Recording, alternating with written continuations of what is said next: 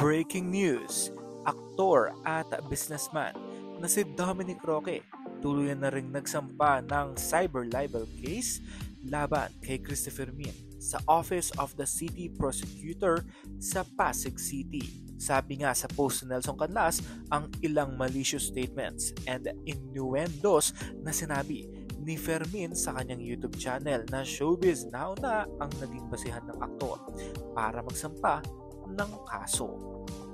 Mga nakarang buwan nauna na nga nagsampa ng kaso ang kanyang ex-fiancé na si Bea Alonzo at sumunod doon ay ang megastar na si Sharon Cuneta kasama ang kanyang asawa na dating senador na si Kiko Pangilinan.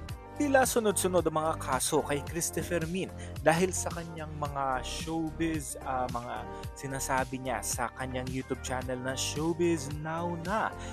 Marahil may mga nasasagasaan siyang mga hindi totoo. Kaya naman ang mga artista o mga public figures tulad na lamang ni Bea, Miss Sharon Cuneta at itong bagong ito na si Dominic Roque lumalakas na ang kanilang loob dahil may mga hindi siguro nasasabing tama o fake news itong si Christopher Min, kaya naman unti-unti na lumalaban ang mga public figures na ito para kasuhan ang kolumnista na si Christopher Min. Maiba naman tayo, sino bang nakakamiss sa Bea Dome? Dahil alam naman natin na napakaganda ng kanilang kwento. Lagi silang nag-travel at ang huli nilang travel ay sa Japan. At hindi na nasunod ang part 2 ng vlog ni Miss Bea Alonzo sa YouTube channel nito dahil kumalat na nga ang isyong iwalay na nga sila ni Dominic Roque. Hindi na rin natuloy at tuluyan ng naudlot ang kanilang kasalan dahil dito sa interview ni Dominic Roque last year, kinakwento niya kung sino-sino nga ba ang mga artista o mga bigating artista na a-attend o i-invite niya sa kasal nila ni Bea Alonzo. Napaka-excited pa nitong si Dominic na ilahad ang mga kwento pero hindi na nga ito natuloy.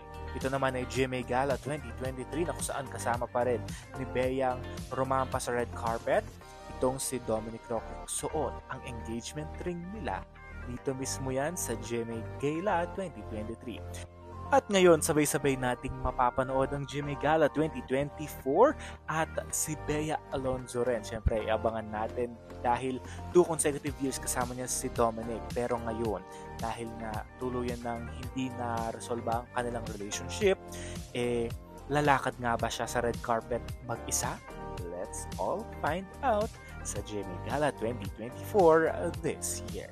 And that's it for now. This has been Jay Kumanangan TV. Thank you for watching.